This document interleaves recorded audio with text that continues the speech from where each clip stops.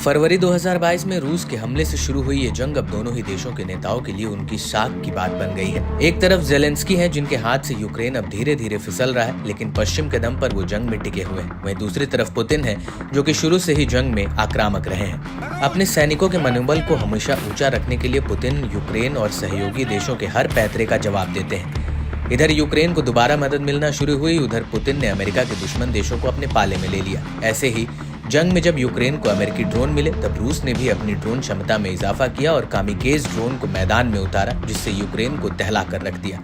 रूस के हमलों से यूक्रेन में शहर के शहर तबाह हो गए। नेटो देशों से मिलने वाली मदद के चलते अब यूक्रेन को डेनमार्क से F-16 की पहली खेप कभी भी मिल सकती है और इसी को देखते हुए रूस ने अपने सैनिकों के लिए बड़ा ऐलान किया है। रूस के इस ऐलान ने उनके सैनिकों की रगों में यूक्रेन को तबाह करने के लिए रक्त को और उबाल दे दिया है। रूस ने अपने सैनिकों को ऑफर दिया है कि जो भी पहला यूक्रेनी F-15 और F-16 जेट मार गिराएगा उसे 1.41 करोड़ रुपए मिलेंगे। ये घोषणा रूस की एक प्राइवेट कंपनी ने की है। कंपनी ने यह ऑफर अपनी तरफ से रूसी रक्षा मंत्रालय को दिया है। इस खबर की पुष्टि रूस की समाचार एजेंसी टास ने भी किया है।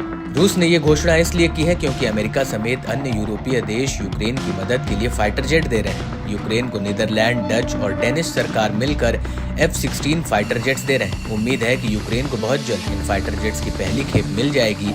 ट्रांसफर प्रोसेस तेजी से पूरा किया जा रहा है। यूरोपीय देशों ने मिलकर यूक्रेन को 85 F-16 फाइटर जेट देने को कहा है ताकि यूक्रेन की ताकत बढ़ सके। इन्हीं चीजों को ध्यान में रखते हुए रूस ने यह ऐलान किया गया है। ये घोषणा ऐसे समय में की गई है जब कुछ रूसी सैनिकों को यूक्रेनी टैंकों को नष्ट करने के लिए सम्मानित भी किया गया।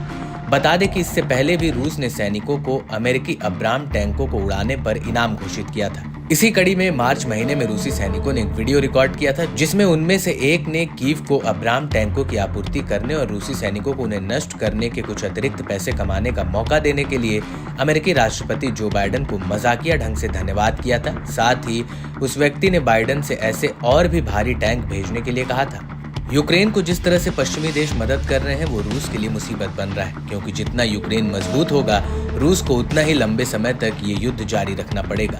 इस युद्ध में शुरू से ही अमेरिका समेत तमाम नेटो देश रूस को अलग थलग कर चौतरफा घेरने की फिराक में है और इसी कड़ी में नॉर्वे और बेल्जियम भी 50 से ज्यादा F-16 फाइटर जेट देने को तैयार है। ये जेट्स 2028 तक यूक्रेन को मिलेंगे। नॉर्वे अपनी तरफ से 22 फाइटर जेट्स देने वाला है।